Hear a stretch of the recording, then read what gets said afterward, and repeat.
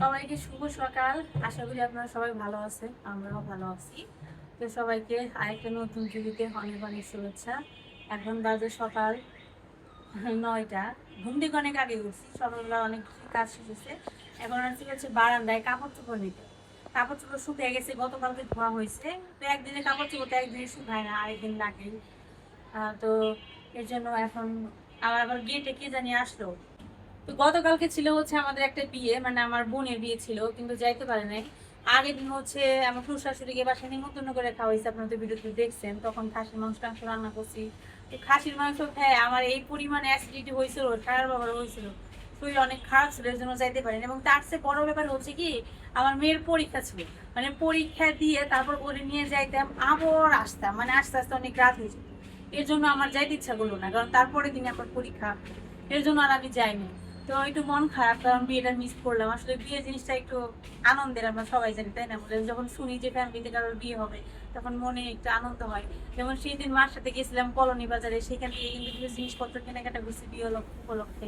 যেমন আমি একটা চেন কিনছিলাম, আমার মেয়ের জন্য চুলের ক্লিপ কিনছিলাম, যদি বিয়েতে যায় তার জন্য আর কি। তো যাই হোক, যাওয়া যেহেতু হয় না, সেহেতু আর কি করার বলেন। আর ওর বিয়েটা আসলে হঠাৎ করে হয়ে গেছে, যার কারণে আমাদের ওরকম প্রিপারেশন ছিল না, কেয়ার করার বলি। তো যাই হোক, সকালবেলা আজকে তেমন কিছু রান্না বান্না নাই, কারণ গতকালকের ভাত হয়ে গেছে। গতকালকে আমি সার বাবা কেউ ভাত খেতে পারিনি, অ্যাসিডিটি হয়েছিল। ওই দিন থেকে অ্যাসিডিটি শুরু হয়েছে, এই জন্য ভাত বেশি ছিল। তো গতকালকে রাতে আবার আমার ভাই গেছিল বিয়েতে, বিয়েতে যে রাতের বেলা গেছিল রাত 9টার সময়।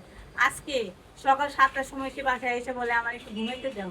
সারা আজকে ঘুমাইতে পারে নাই, কারণ ঘুমানোর জন্য জায়গায় পাইনি। বিয়ে বাড়ি বলে কথা বুঝে নিত যে শোয়ার জায়গা পাওয়া যায় না। তো সকাল ভোরবেলা আসছে, আসার পর সে ঘুমাইতেছে, এখনো খাওয়া দাওয়া করে না। বলে আমাকে একটা লাগে ডাক পায় না, ওর আজকে বিকেলবেলা ডিউটি। ওর হচ্ছে 2টার সময় থেকে ডিউটি হয়, যার কারণে ও সারাদিন আর কি ঘুমাবে। আমাকে বলছে আমাকে দেখো না। তো এদিকে হচ্ছে আমার কিছু টুকটাক কাজ বাকি আছে, এগুলো আমি এখন করতে থাকি। তো ভাবলাম যে ব্লগটা শুরু করি। সারামণি, তোমাকে একটা দায়িত্ব দেবো আমি। এটা আমার ক্যামেরা ধরে রয়েছে, তার জন্য তোমাকে অনেক ধন্যবাদ। তোমাকে আরেকটা দায়িত্ব দেখো না, তুমি যে গাছগুলোতে একটু জল দেয়, ঠিক আছে? এখন গরমের দিন জল না দিলে গাছ মরে যায়। এই তো কাপড় চোপড় মোটামুটি সবগুলাই শুকাইছে।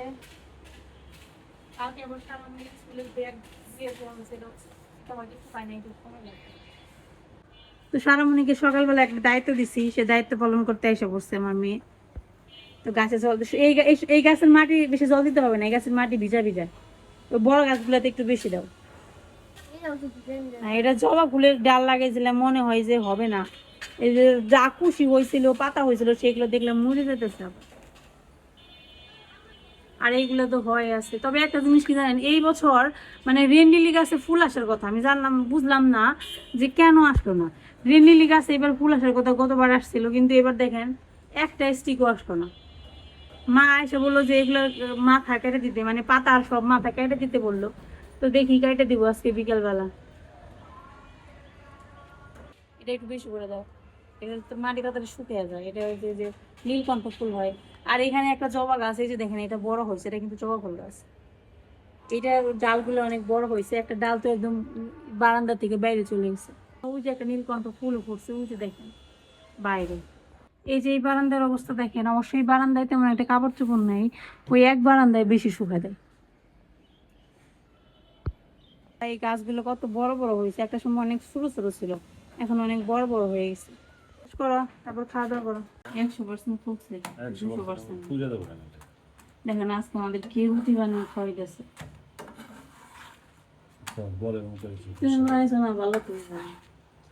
স্পেশাল রুটি কড়াই দিয়ে ভাজ মারছে, কড়াই দিয়ে রাখছে। আবার পাঁচটা নষ্ট করলো না, এবার প্লেটে দিয়ে দিবি না, আর দরকার নষ্ট করা। বাইরে হইতেছে বৃষ্টি, এই বৃষ্টির মধ্যে যদি রুটির সাথে ই হইতো, মাংস কষা হইতো, তাহলে মনে করতো কেন খেয়াল এলাম না। তাহলে হারাই ই থাকবো, 1 মাসে থাকবো না, খাসির মাংস শেষ হবো না।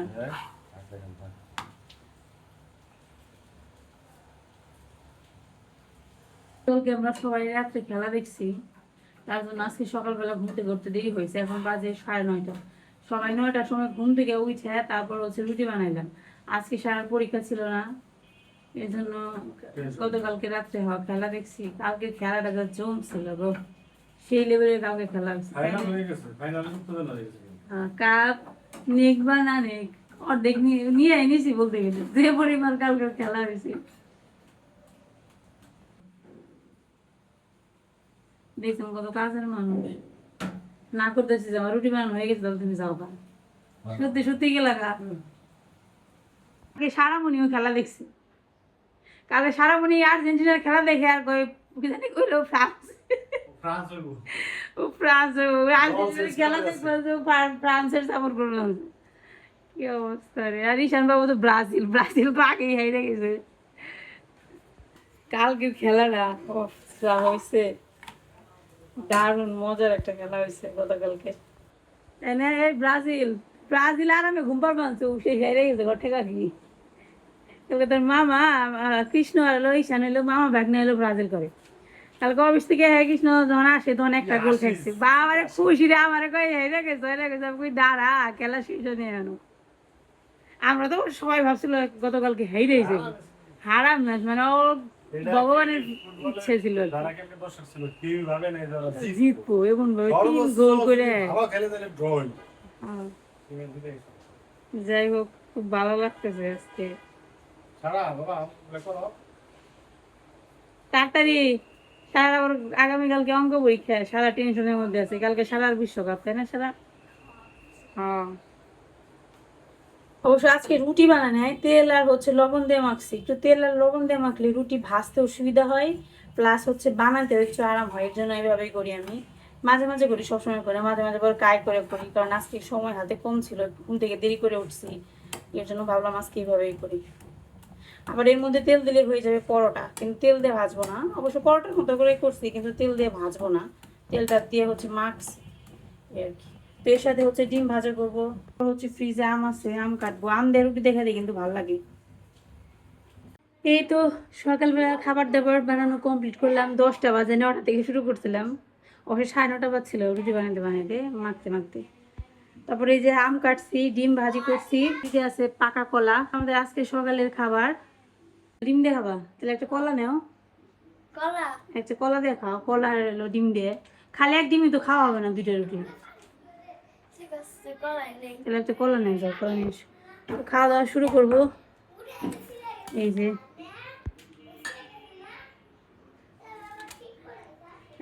ঈশান বাবা আবার রুটি নিজে নিজে খায়, ঈশান বাবার জন্য নরম 2টা দিতে হবে। আমি আর সারার বাবা, একটা রুটি বেশি হয়েছে, একটা রুটি আমি আর সারার বাবা ভাগ করে খাবো। খাবার নিয়ে আসলাম, আজকে আমরা এই রুমে খাবো, শরৎ বাবা। এই যে দেখেন আমাদের সকালের খাবার এইটা, ব্যস্ত হয়ে গেছে, উনি আবার খেলা দেখায় ব্যস্ত, লেখাপড়া করতে করতে এখন খাওয়া দাওয়া করবো। খাওয়া দাওয়া করবা? তাহলে বসে পড়ো, যাও, বসো বসো বসো। ঈশানও বসো, ঈশান বসো বাবা, আগে বসো।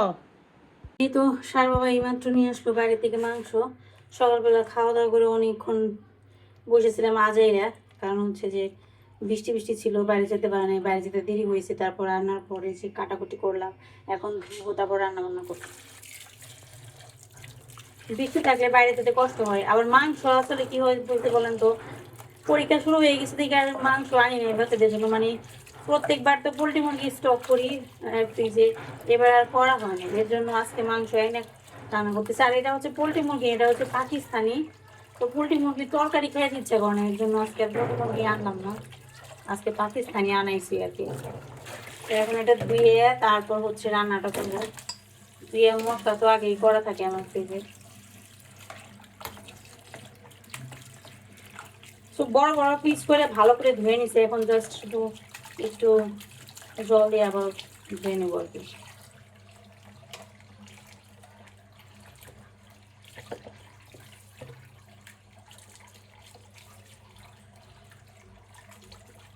এখানে হচ্ছে 1 কেজির বেশি আছে।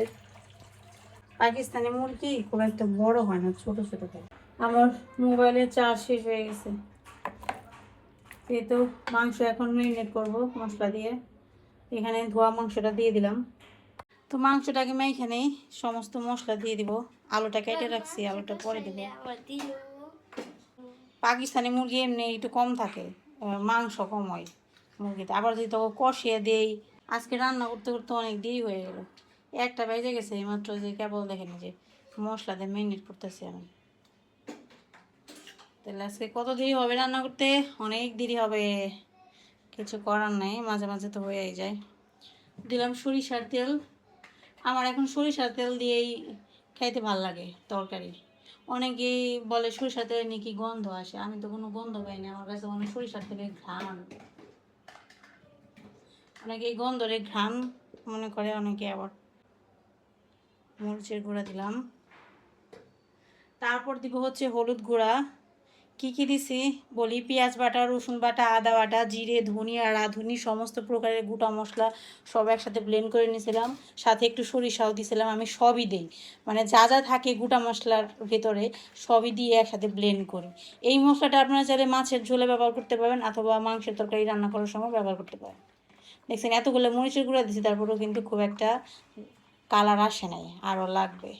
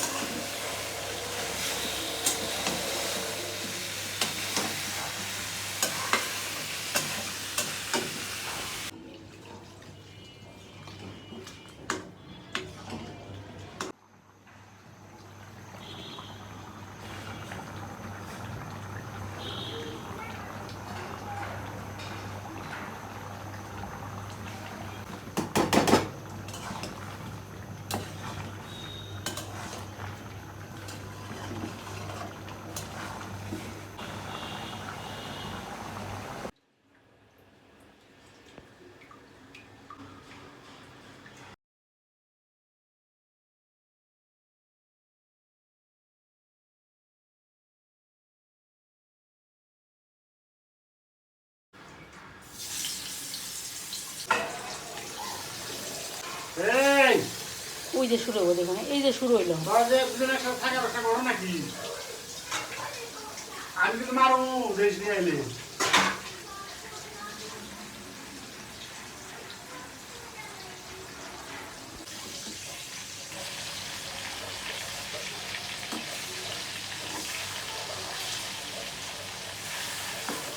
দেখেন আজকে দুপুরের খাবারের মেনু মাংস আর হচ্ছে ইলিশ মাছ ভাজি করলাম, সাথে একটু পেঁয়াজ ভাজি হয়েছে। আর এদিকে সার বাবা আবার কাঁচামরিচ তারপরে পেঁয়াজ কেটে নিয়ে এলো, কাঁচা পেঁয়াজ। তো এখন খাওয়া দাওয়া করবো। তো এখন হচ্ছে এই যে খাবার টাবার বাড়ি, খাওয়া দাওয়া করে নেই, দেরি হয়ে গেছে। সকালবেলা ঘুম থেকে উঠতে দেরি হয়েছে একে, তারপর হচ্ছে বৃষ্টি আসছিল, বৃষ্টির কারণে বাজারে যাওয়া হয় নাই, এই কারণে আজকে দেরি হয়ে গেছে। এমনিতে তো সবসময় মুরগি আনাই থাকে ফ্রিজে, কিন্তু মাঝে মাঝে আবার দেখা যায় যে থাকে না। যেমন আজকে তো পোলট্রি মুরগি খাই নাই, ছিল না, এর জন্য আরও সমস্যা হয়েছে। বড়টা তো দিলাম তোমারে, বড়টা দিছি না, তুমি এলো আমাকে বাসার মহাজন। একটা তোমার নাকি রাখছি এক্সট্রা ইচ্ছা করে, কিন্তু মাছ খেয়ে আরও খাও। আমার তো মাছ খেয়ে দিই, তবে দুইটা খাইতে মন যায় না, এক খাও। আজকে বৃষ্টি দেখে আমার মন চাইছে যে ইলিশ মাছ ভাজা তো আছে, খামই বৃষ্টির মধ্যে। এই যে খাওয়া শুরু করলো। মাছ কেমন গো? ভালো? মাছের সাইজটা ভালো ছিল, মাছ ভালো হওয়ার কথা।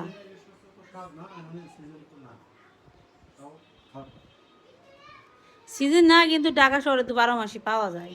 ওই সিজনে গুলো একটু স্বাদ বেশি লাগে, মাঝে মাঝে সিজন ছাড়াও ভালো ভালো মাছ পাওয়া যায়, তাই না?